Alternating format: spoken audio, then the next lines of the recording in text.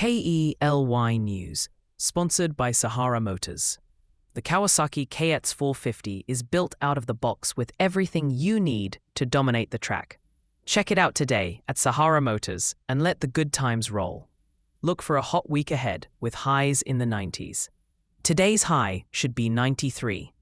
The White Pine County Commission has a packed agenda for its upcoming meeting this week, covering everything from infrastructure to community festivals. Topping the schedule, commissioners will vote on renewing the county's insurance coverage through the Nevada Public Agency Insurance Pool, and Road Superintendent Martin Trout will deliver the latest updates on local road and infrastructure projects.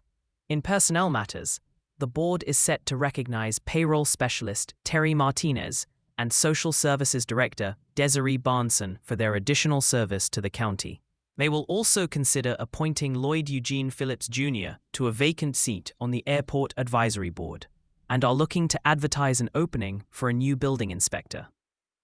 On the financial front, County Treasurer Catherine Bakaric will present the proposed property tax rates for the 2026 to 2027 fiscal year. Commissioners will also review several funding requests, including a $10,000 library grant for ADA improvements and over $90,000 in grant applications for the Senior Meal Program. Finally, looking ahead to the summer, the board is expected to authorize the closure of Clark Street for the annual Arts in the Park Festival, scheduled for July 31st through August 2nd. You can catch the entire meeting live right here on KELY tomorrow morning starting at 9 o'clock. The White Pine County Sheriff's Office responded to numerous calls over the weekend, including reports of vandalism, trespassing, fraud, domestic disturbances, vehicle accidents, and suspicious activity. Among the incidents, deputies investigated a scam in which a resident reportedly sent money to someone posing as a law enforcement officer, claiming they had an outstanding warrant. The weekend's most serious case resulted in the arrest of 35-year-old Joshua Doty of Ely. Deputies say Doty was booked on charges of battery on an older person, resulting in substantial bodily harm, and abuse of an older person, resulting in substantial bodily harm. Bail was set at $20,000. Deputies also assisted a lost motorist in a remote mountainous area of White Pine County and handled several animal-related calls. Firefighters continue battling two large wildfires burning south of Caliente in Lincoln County. The Cane Springs fire has grown to more than 14,300 acres and is now 25% contained, while the Grapevine fire has burned about 14,500 acres and remains uncontained. Crews are strengthening fire lines on the Cane Springs fire and working rugged terrain in the Clover Mountain Wilderness area on the Grapevine fire. Hot, dry conditions and the threat of isolated dry lightning later this week continue to challenge firefighting efforts as crews work to protect lives, property, and natural resources. Staff from U.S. Senator Jackie Rosen's office will be in Ely later this week to meet with residents and provide assistance with federal agencies. The senator's staff will hold office hours Thursday, June 25th, from 9 to 10 a.m. at the White Pine County Library on Campton Street.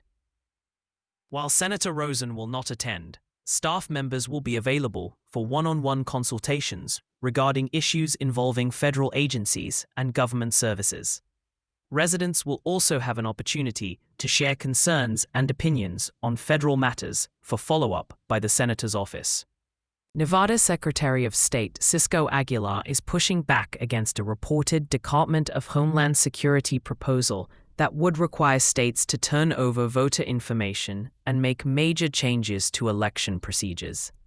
Aguilar says elections are the responsibility of states, not the federal government, and argues Nevada law prohibits the release of certain voter data. The proposal reportedly calls for states to rely on hand-marked paper ballots and use a federal database to verify voter rolls.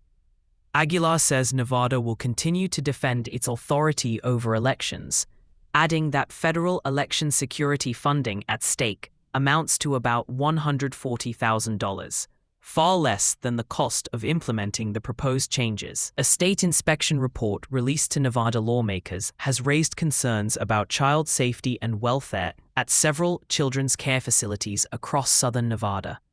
Tabitha Mueller at the Nevada Independent writes this morning that the December 2025 report found inspectors questioned whether children were adequately protected at 9 of the 25 facilities reviewed. Concerns included fire safety violations, medication procedures, reporting requirements, and missing documentation. In one case, inspectors found a loaded firearm accessible to children in a foster home. The findings come as Nevada faces a separate lawsuit alleging widespread abuse in juvenile detention facilities. Child welfare advocates say the report highlights ongoing concerns about the state's ability to protect children in government care and are calling for stronger oversight and accountability.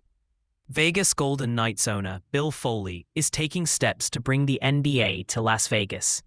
Foley announced today that he's pursuing an expansion franchise and has hired financial and legal advisors to help build an ownership group around his existing Southern Nevada sports holdings.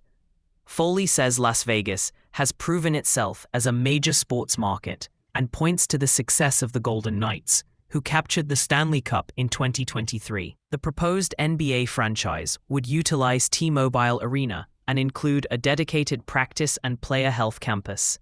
Foley says his group will be ready whenever the NBA moves forward with expansion. And that's your morning news from White Pine County and the state of Nevada.